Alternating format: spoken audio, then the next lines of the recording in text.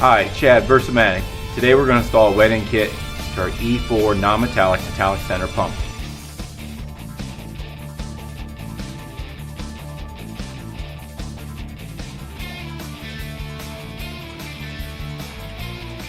Out front we have examples of Versamatic genuine parts in the form of air end kit and a wet end kit.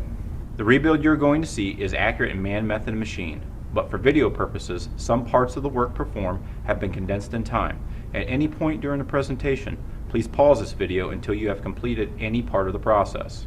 The pump we are using in this presentation has been built new and is considerably easier to work with than a pump that has been used in a process. Additional time may be required in the preparation and separation of parts and components during the rebuild. Identifying which kit is required for your repair has become easier on newer pumps with the metal serial number tag that now indicates the wet end and air end kit information for the pump. Kit information can also be found in the service and operating manual. Versamatic genuine replacement parts, wet end and air end kits provide a bill of material of the components included in the kit. All items included in the kits are components that Versamatic recommends replacing when rebuilding a pump. The pump we are using today is an example of the ease of installation. Always consult your respective service and operating manual before performing any maintenance on your pump. Service and operating manuals include composite repair parts drawings, repair parts list, and torque specifications. For service and operating manuals and more information, visit us on the web at www.versamatic.com. Always remember that safety is the highest priority. When working on or around any equipment, always follow the correct safety procedures. Always read and follow the safety warnings and instructions in the service manual before any work is started on the pump. For more information, see the Warren Rupp video on safety at versamatic.com. Our wet side rebuild will include the following items: diaphragms, valve seats, and check balls. These are the recommended tools used with the rebuild. While the sizes may change based on the model, the type will remain the same. Torque wrench, ratchet, breaker bar, O-ring pick, sockets and or wrenches, 1/2 inch, 1.25 inch 6-point socket, 5/32 inch socket head Allen wrench. Alright, let's get started. Today we're going to use a 3/8 drive impact gun for ease of disassembly and reassembly. First we're going to start off by removing our discharge manifold.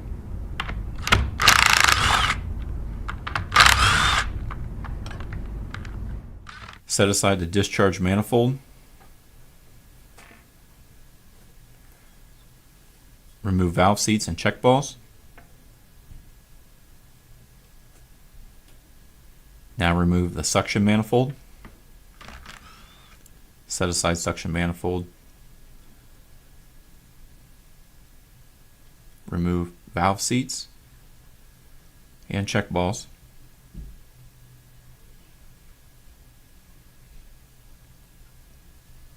Now remove one outer chamber.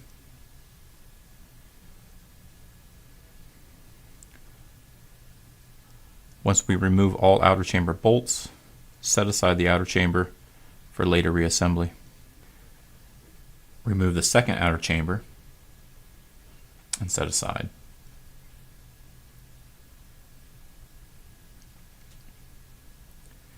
Now remove the diaphragm assemblies.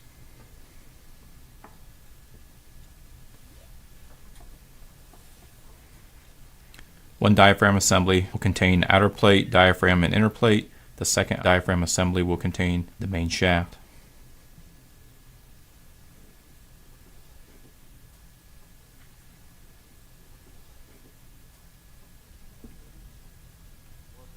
Versamatic shafts have wrench flats on the rod to assist in diaphragm removal and installation when performing maintenance in the field.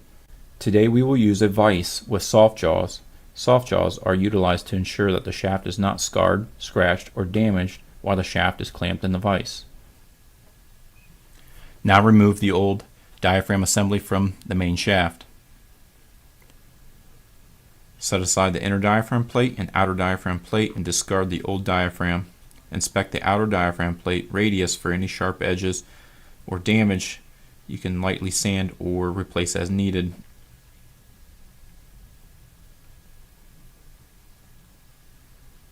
Inspect the main shaft for any scarring or scratching or damage and replace as needed. Now we're ready to install our wet end kit.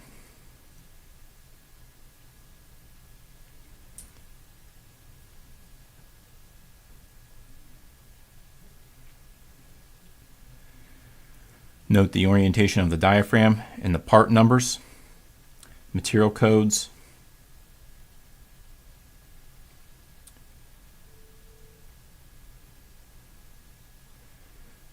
install our outer diaphragm plate flush with the diaphragm, natural bulge in, our inner diaphragm plate with the radius towards the diaphragm. Hand tighten the diaphragm assembly to the rod and torque to factory specs.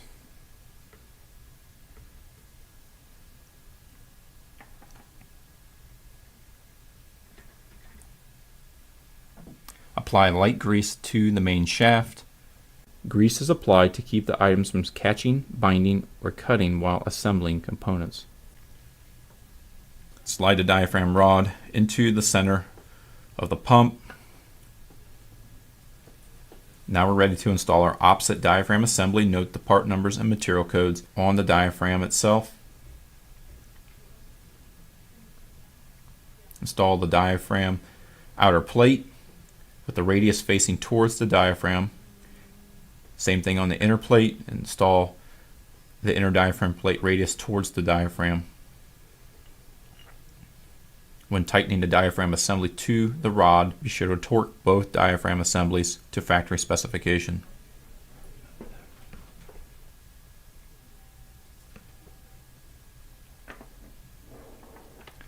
Now install our outer chamber.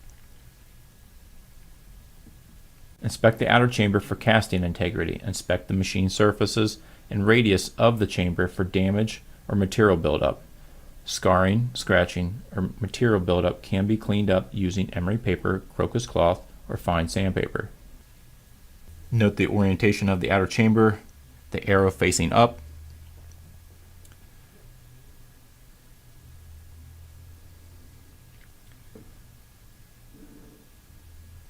Be sure to align the diaphragm into the groove of the outer chamber. Note the orientation of the air valve on the side of the pump and the outer chamber facing up.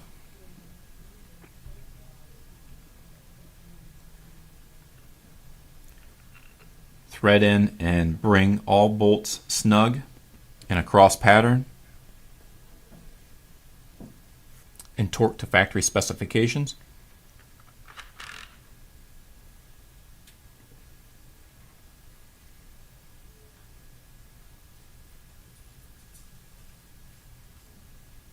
Once you have one outer chamber installed, shift across the opposite diaphragm assembly. Inspect the second outer chamber machine surfaces, the radius, nice round radius for the diaphragm to roll across. Inspect the integrity of the casting. Inspect the machine surface on the discharge side and suction side. Inspect the ball cages. Note the orientation of the outer chamber facing up and the air valve on the side of the pump.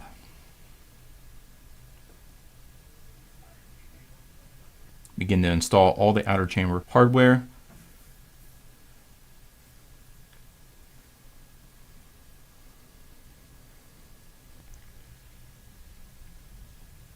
Once you have all the outer chamber bolts installed, tighten the outer chamber bolts in a cross pattern and torque to factory specifications. Now we're ready to install our suction check balls and valve seats. Note the orientation of the valve seat.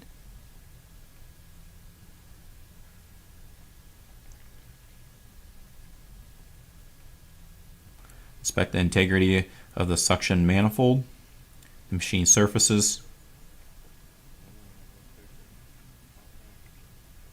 Orientation of the manifold is based on process requirements and may be reinstalled in either direction.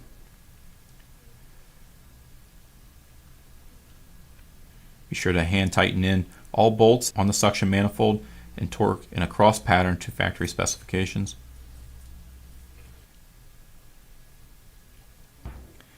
Now we're going to install our discharge check balls and valve seats. Note the orientation of the check ball to the valve seat.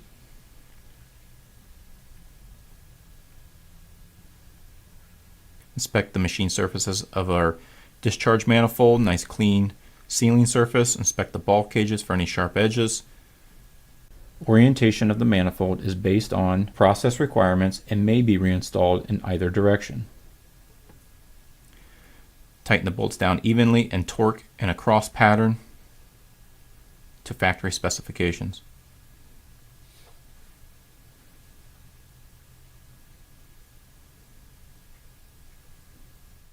This concludes our wet side rebuild. When doing a complete rebuild, see our air side video, or for more information, find us on the web at Versamatic.